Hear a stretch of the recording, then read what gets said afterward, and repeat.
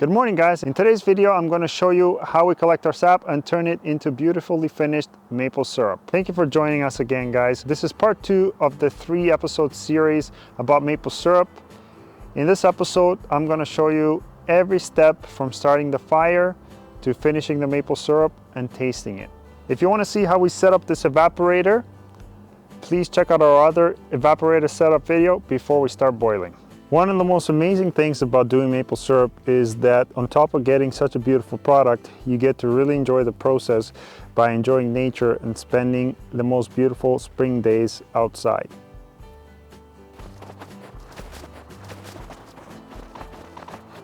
Now we're going to check the buckets and see what kind of surprise nature has in store for us. And I am hoping that'll be a good surprise because the temperatures have been just right. And this is how we collect our sap. We simply pull off the lid from the old bucket, check it that it's nice and full, put it on a new, clean, empty bucket. We'll put the lid on the full bucket. We pull it out and replace it with the empty bucket.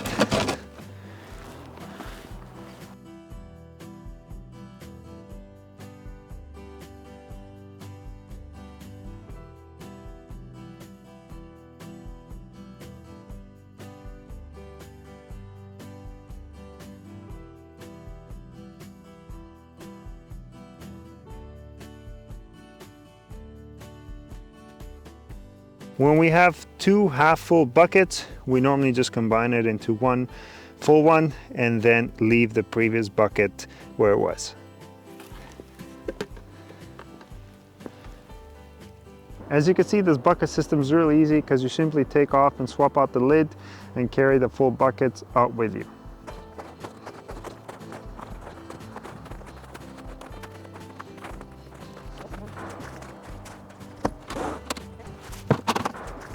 So before we get boiling, we obviously need to start a good fire. For this, we start with a paper base. We use dry kindling to set up the log cabin, typical fire startup technique.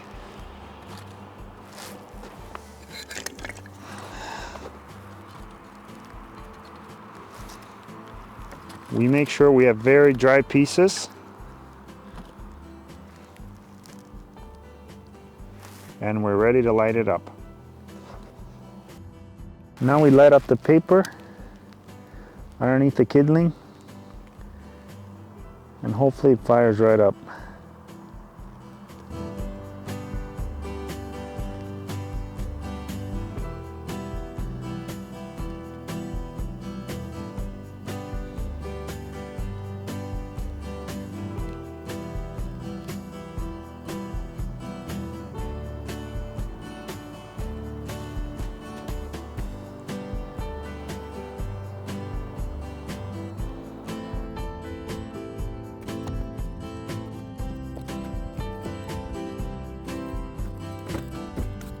Once you get the decent fire going, you want to fill up the pan with at least 1 inch of sap and then put it on the evaporator to make sure that the pan does not burn. Before pouring the sap in the evaporator pan, you want to make sure that this ball valve is closed so your sap doesn't leak right out. Next, we pour the sap in without spilling it and making a mess.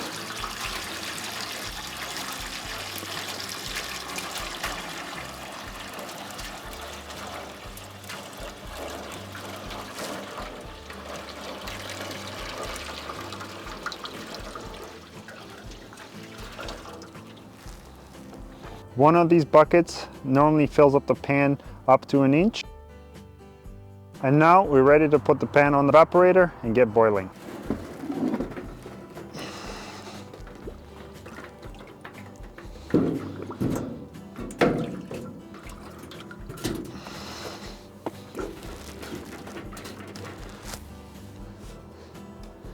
We make sure we square the pan on top of the evaporator and that there's no holes where heat could leak out.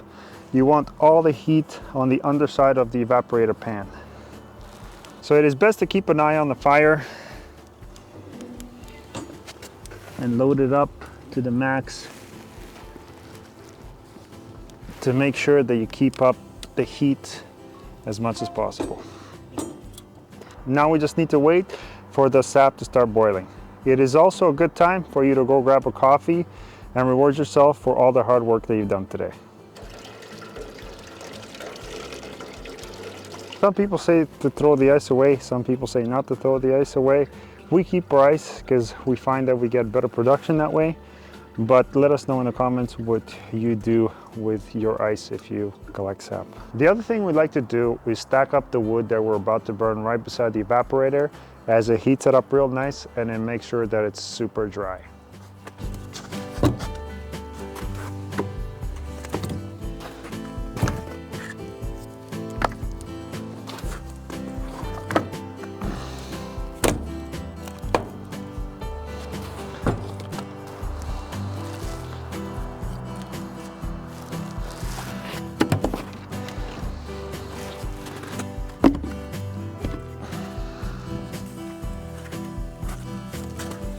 So it's been about an hour now, and finally we have our boil going.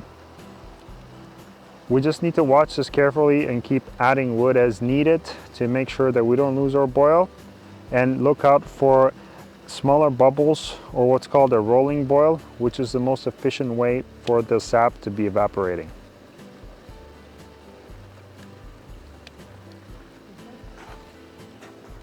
All right guys, we've been boiling for many hours to get this maple syrup almost ready to go. If you can see, the color is a nice golden color and the smell is unmistakable.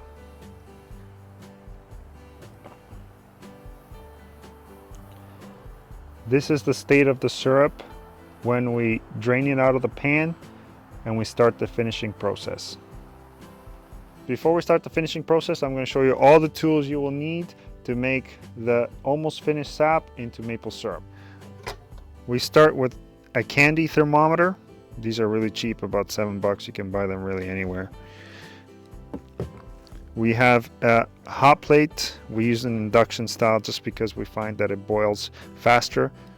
At the same time, you will have to have induction capable cookware to have these two work together. We have a simple strainer.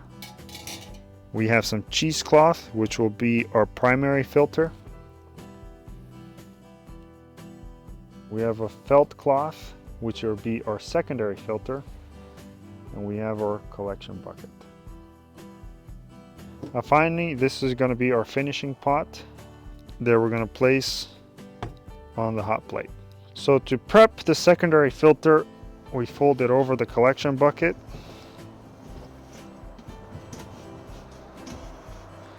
Just like so.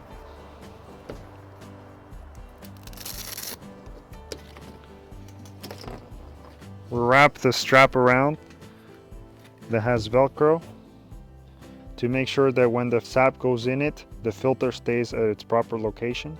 Next, we place the strainer on top of the collection bucket. And lastly, we'll put the cheesecloth on the strainer as the initial filtration system to filter the sap.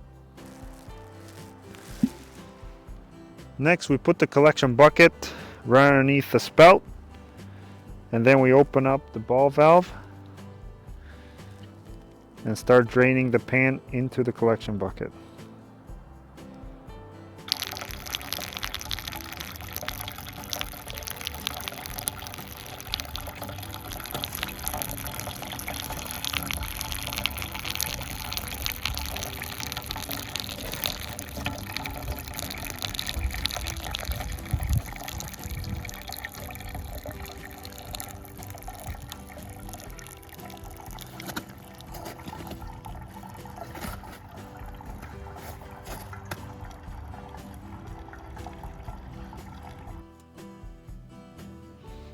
As you can see, the initial filter, which is the cheesecloth, captured a lot of debris and sugar sand.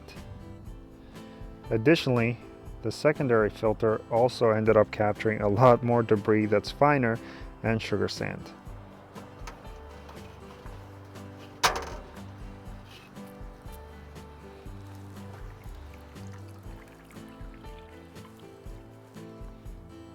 Now look at that beautiful color. Almost syrup. Next, we're gonna put the almost finished syrup into the finishing pot and boil it up to 219 degrees or 7 degrees higher than your boiling point at your particular elevation.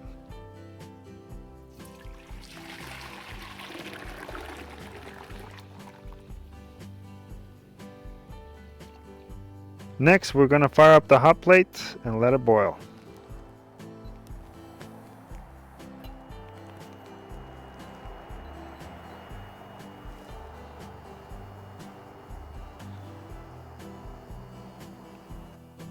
Next, we're gonna put in the candy thermometer and watch it very carefully to make sure that it does not exceed 219 degrees Fahrenheit.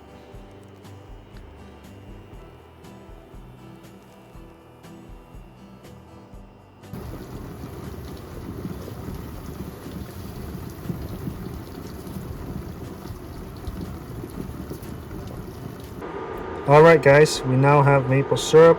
I've just shut off the element. We've reached 219 degrees and we're ready to bottle. So now we're going to go ahead and bring this inside. One reason why we finish it outside is because your kitchen will get really sticky from all the steam when you're finishing off the syrup inside.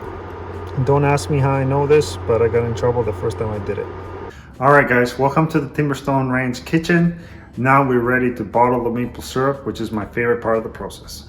Make sure you put your range on low. To bottle the syrup, you have to make sure that you keep the temperature minimum at 185 degrees Fahrenheit to make sure that all the bacteria is killed and the equipment is sterilized. We're going to bottle here at about 210 degrees because the maple syrup just came off the finishing boil. So we have the bottles ready to go.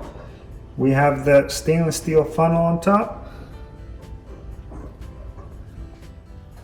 And this is the final filter that we're going to be using. It has a soft side and a rough side. When you put this in the funnel, you have to make sure that the soft side stays up and the rough side stays down for the filter to function properly. So I'm going to use a simple ladle to ladle the syrup into the funnel.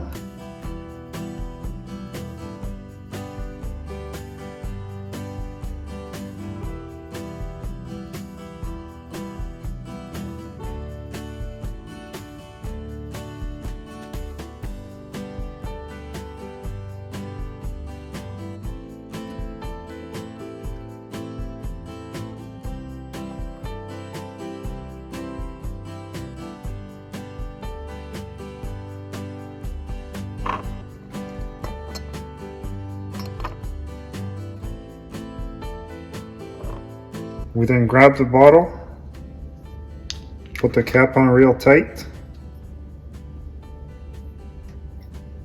Then we put the bottle on its side to make sure that the hot syrup is touching the cap and makes a proper seal.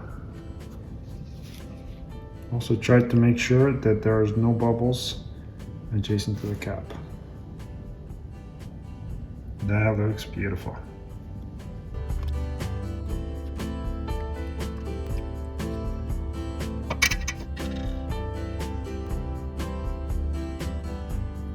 As you can see, the filter is starting to get plugged up, so now it's time to switch it out.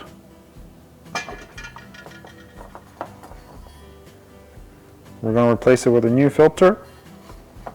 And make sure you put the proper side up.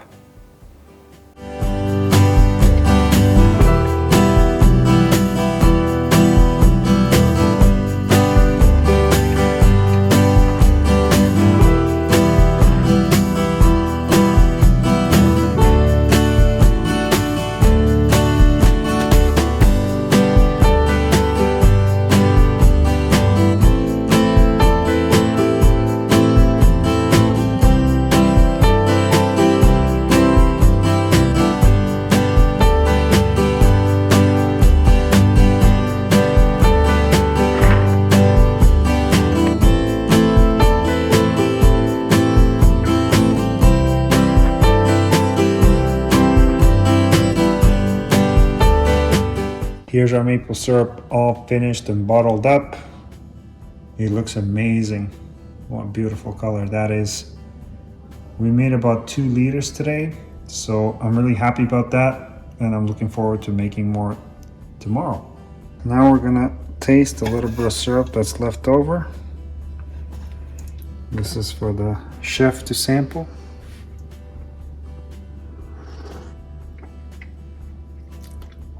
It's still a little bit warm, but it tastes unbelievable. You cannot match this syrup with the stuff that you buy in store. This is way, way better. You gotta try it for yourself.